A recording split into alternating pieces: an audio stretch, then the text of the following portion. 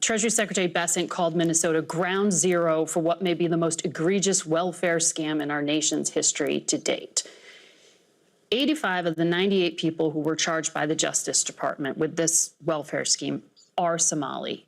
And you know this, the Treasury Secretary is probing whether any of the money was somehow funneled outside the country. He actually issued new standards. He's going to make it make someone disclose if they receive public assistance when they try to wire money out of the country, and he's lowered the bar for suspicious activity. What is the practical impact of doing that in the community? It's just creating fear. The Minnesota fraud situation is still being addressed, but of course it really only matters to those of us who care about waste, fraud, and abuse. But to people like Ilhan Omar, it's only causing undue fear among the population. But of course, what we're seeing today is Representative Eli Crane playing a video that, of course, brings her into question in this whole scenario as well. But before we get to these clips, don't forget to like, share, comment, subscribe on this video so we can break through the algorithms. Here we go. After weeks of viral videos from a young man YouTuber who was literally creeping around daycares by himself, making claims about fraud that were not there. And then the vice president and the FBI director were retweeting these videos without even verifying if they were true. So we're not accusing people of being xenophobic and racist. They are being xenophobic and racist, including the President of the United States. And I want to say, for one, that I stand with the Somali and the immigrant community standing here today. According to Assistant U.S. Attorney Joe Thompson, there is an estimated $9 billion or more in fraud. Many obviously believe that this is just the tip of the iceberg.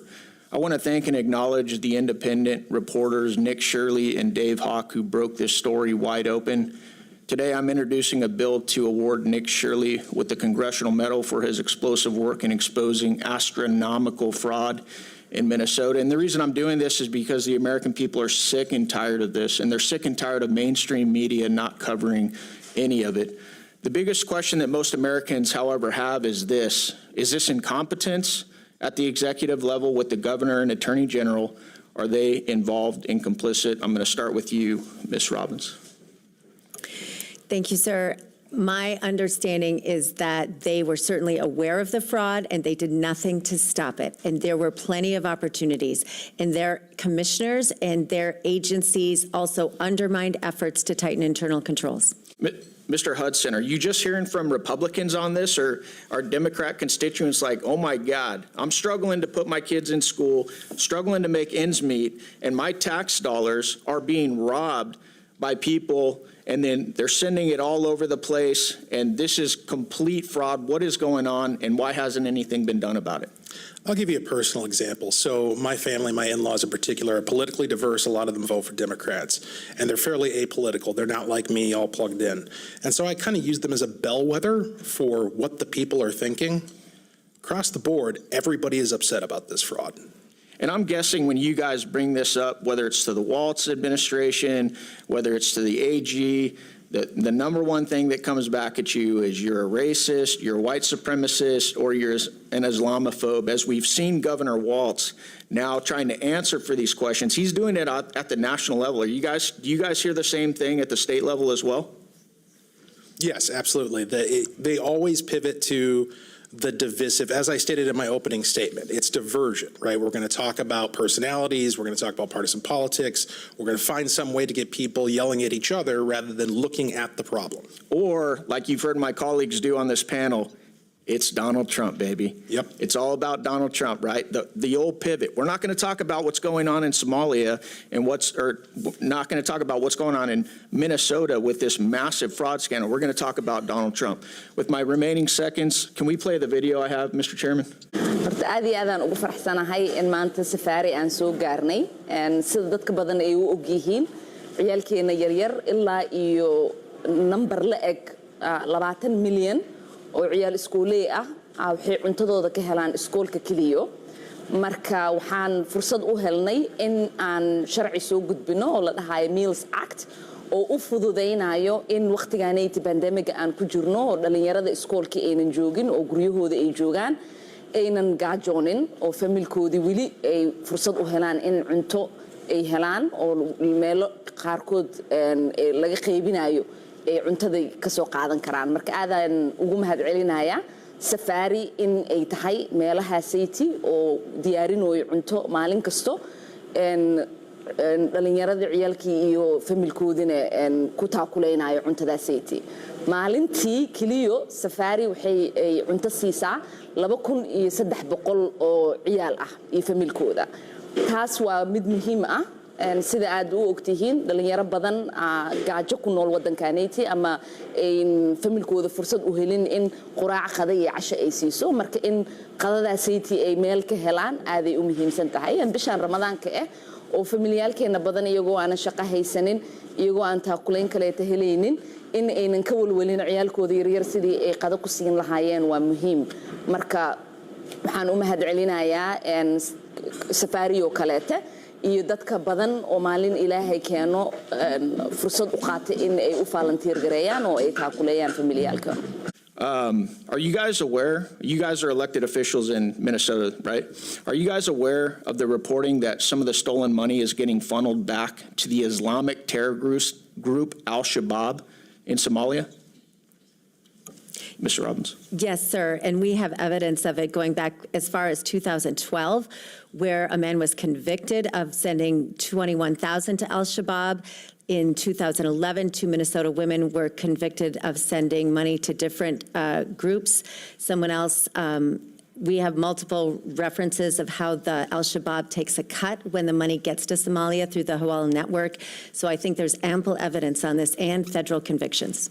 Thank you, Mr. Chairman. I yield back. Okay. So despite $9 to $18 billion being stolen from taxpayers' pockets, and despite some of this money being tracked back to Al-Shabaab, right, a terrorist organization, and despite several convictions by the Somali community for participating in all of this garbage, according to Ilhan Omar, right, this is still just fomenting fear, right? It's causing people to be afraid and not be comfortable in their communities. And I say, good. If you're part of this situation, if you're participating in this massive fraud, then you deserve to be a little bit uncomfortable, okay? But there you actually have video played by Eli Crane of Ilhan Omar out there shilling for this restaurant Safari, and they were given money to participate in the Feeding Our Kids initiative. And of course, they were up to their elbows in all of this fraud, right? You had the primary participant was the Safari restaurant, and it was the single largest site/vendor in the entire fraud operation. The restaurant and its related shell companies, collectively referred to as the Safari Group, received approximately $45.8 million in fraudulent reimbursements from the federal child nutrition program,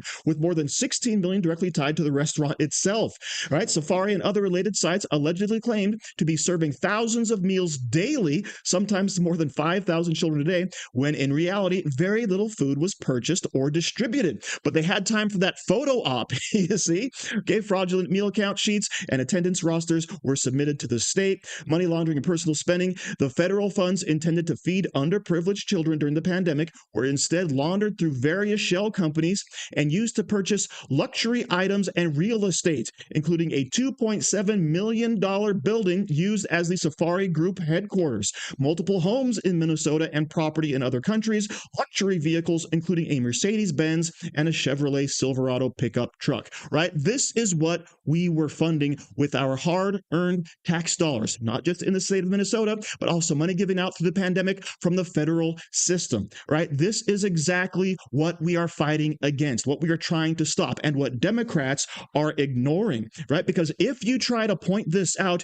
you get accused of racism, right? Then you're the problem. You're causing fear, when all we want to do is investigate, stop, prosecute, arrest, all right? That's what we want to have happening. But of course, it's not enough for Ilhan Omar, because she actually tried to include another $1 million to Somali-led organization's Generation Hope Justice Empowerment Initiative. Okay, amidst all of this stuff going on, she still wants to give out money to these organizations. But thank goodness Republicans were having none of it, and they stripped that money away so it couldn't be fraudulently stolen yet again. But of course, this is what we're facing. Republicans want accountability. Republicans want to stop the waste, the fraud, the abuse. The Democrats want to cover it up and side with the people who are committing it. Do you see a bit of a disconnect here? I sure do, and it ain't pretty. So thank you very much for watching. Don't forget to like, share, comment, subscribe, and say hi to your mom for me.